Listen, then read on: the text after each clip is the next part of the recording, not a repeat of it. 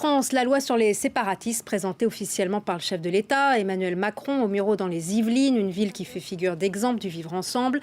L'exécutif souhaite s'attaquer à l'islamisme. Cela passera par un meilleur contrôle des mosquées, des associations musulmanes et des écoles hors contrat. Toute association sollicitant une subvention publique devra signer une charte de la laïcité. Un projet de loi sera présenté en Conseil des ministres le 9 décembre prochain. On en parle avec Raphaël Liogier, sociologue et professeur à Sciences Po Aix-en-Provence, auteur de plusieurs ouvrages, dont Le mythe de l'islamisation, essai sur une obsession collective, et La guerre des civilisations n'aura pas lieu. Bonjour. Le président Emmanuel Macron annonce-t-il, d'après vous, des mesures adaptées à ce qu'il appelle le séparatisme islamiste, ou plus exactement les séparatismes ? Moi, je crois très sincèrement que les mesures ne sont pas adaptées, tout simplement parce que le diagnostic est faux. C'est-à-dire depuis 2015, c'est-à-dire depuis les gros attentats terroristes qui ont été très traumatiques en France pour Charlie Hebdo, on focalise de façon quasi obsessionnelle sur l'islam en tant que doctrine, en tant que pratique, et on a un diagnostic de la radicalisation qui est, à mon avis, faux, parce qu'il est linéaire. Il donne le sentiment que plus on est musulman, plus on pratique l'islam, plus on a des signes d'islamité, plus on est potentiellement terroriste. Et donc on va viser ceux qui sont le plus visibles en tant que musulmans, et on va viser des milieux qui ne sont pas les milieux dans lesquels ça se passe. Moi, depuis 2015, j'essaye d'expliquer ce qui se passe, ce qu'on constate, pas seulement moi, mais d'autres sociologues, mais nous ne sommes pas écoutés parce qu'évidemment, c'est moins facile, c'est moins visible. Nous essayons de montrer que ce sont des individus qui peuvent être parfois d'origine maghrébine et donc musulmane historiquement, mais pas forcément, qui sont dans des situations de dérégulation sociale et qui ont une sorte de désir extrémiste, de vengeance, et qui se tournent vers l'islam pour cette raison-là. Donc c'est dans un second temps qu'ils se tournent vers l'islam. Donc il faudrait plutôt essayer de comprendre cette relation, plutôt que de dire de faire comme si ça partait de l'islam. Comprenez-moi bien. Je ne veux pas dédouaner qui que ce soit. Je dis seulement que comme c'est un mauvais diagnostic, eh bien la médecine est elle aussi mauvaise. Il faut prendre la métaphore thérapeutique pour comprendre. Vous dites que le diagnostic n'est pas bon, que la thérapeutique non plus. D'accord, ça c'est votre point de vue.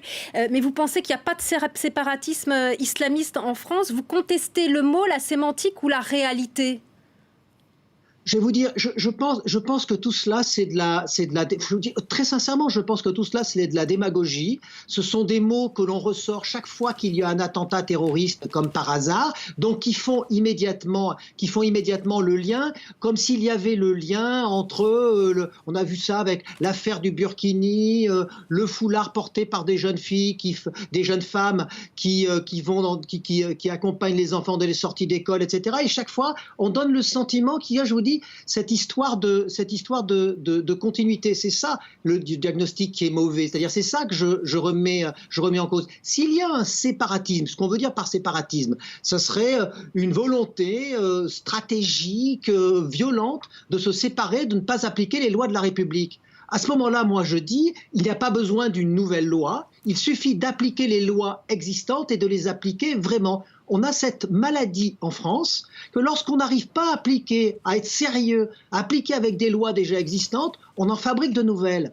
Il y avait un rapport du Conseil d'État dans les années 2000 qui était très intéressant, qui disait qu'il y avait une dérive symbolique de la loi, c'est-à-dire qu'on faisait de plus en plus des lois qui ne servaient à rien, juste pour dire des choses, comme une sorte de marketing, de loi cache-sexe, sans qu'elles aient des effets réels. Moi je dis, s'il y a des problèmes de ce type, eh bien réglons-les de façon ciblée en appliquant spécifiquement la loi. Parce que c'est pas le point de vue, par exemple. C'est pas le point de vue, par exemple, de Chemseddine Hafiz, qui est le recteur de la Grande Mosquée de Paris. Et je ne sais pas comment vous appelez tous ceux qui, dans notre pays, ont non seulement approuvé, mais applaudi les attentats contre Charlie Hebdo, contre l'Hypercacher, le Bataclan. Vous appelez ça comment ? Non, mais arrêtez. Non, mais là, mais attendez. Là, c'est pas ce que vous me dites n'est pas du tout sérieux. Qui a applaudi quoi, où, Comment? Soyons scientifiques, soyons sérieux, soyons rigoureux. Lorsqu'il y a eu même l'affaire des caricatures, qui a commencé au Danemark, moi si vous voulez, j'ai suivi dans le détail l'affaire, donc il ne faut pas raconter n'importe quoi. Il y a eu des pétitions de musulmans qui ont défendu la liberté de la presse. Personne n'en a entendu parler, personne ne les a jamais relayés. Ça, c'est un autre donc sujet. qu'il y ait des gens fous et déconsidérés au sein même des milieux associatifs musulmans, parce que ce sont des extrémistes comme il y en a partout, que ce soit dans les milieux catholiques ou ailleurs, c'est un fait. Qu'ils soient plus relayés parce qu'il y a une sorte d'angoisse vis-à-vis de l'islam, c'est un fait aussi. Mais quand on est un homme politique, on a une éthique de responsabilité, comme dit Max Weber, eh bien, on essaye de regarder les faits et de diagnostiquer les faits tels qu'ils sont et pas tels qu'ils sont grossis, soit par les médias, soit par les angoisses de nos concitoyens, ne serait-ce que pour être efficace du point de vue de la sécurité. Et ceux qui pensent, comme le chef de l'État l'a dit, que la loi de la charia doit s'appliquer et est supérieure à celle de la République. Vous appelez ça du coup comment?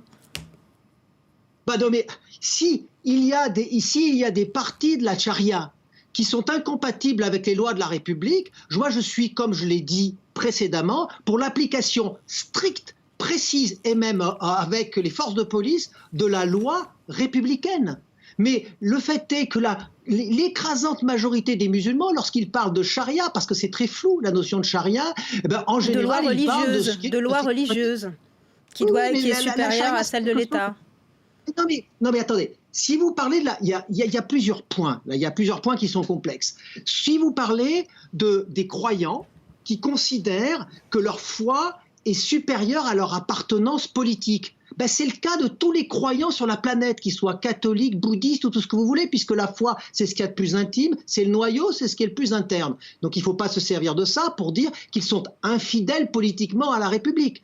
La seule chose qu'il faut considérer si l'on est rationnel et si l'on est cohérent, c'est est-ce qu'il y a des mesures, des réglementations, des règles intérieures à la charia qui sont contraires objectivement à la République? S'il y en a, parce qu'il y a plusieurs types de charia, mais s'il y en a justement, eh bien à ce moment-là, évidemment, il faut absolument le combattre et le rendre impossible, et le combattre sans avoir besoin d'une loi, puisque la loi française existe. Si elle n'est pas respectée, eh bien, si elle n'est pas respectée, on fait intervenir la police de façon ciblée. Je vous dis, c'est une dérive symbolique de la loi. C'est pas parce qu'on va faire une nouvelle loi où on va inscrire dedans qu'on va lutter contre les séparatismes ou qu'on va... C'est-à-dire, ça va juste être symbolique. C'est comme si on disait, eh bien, aujourd'hui, on va faire une loi pour dire que le cancer est interdit.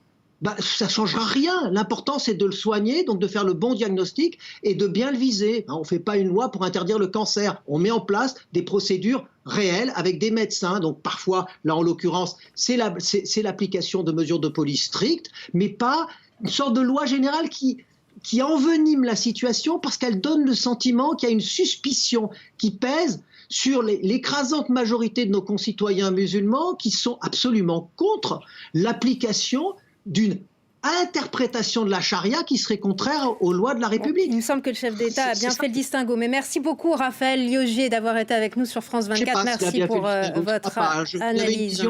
Vous avez une vision qui paraît très subjective. D'accord, c'est votre point de vue. Merci à vous, on a entendu le vôtre. Merci.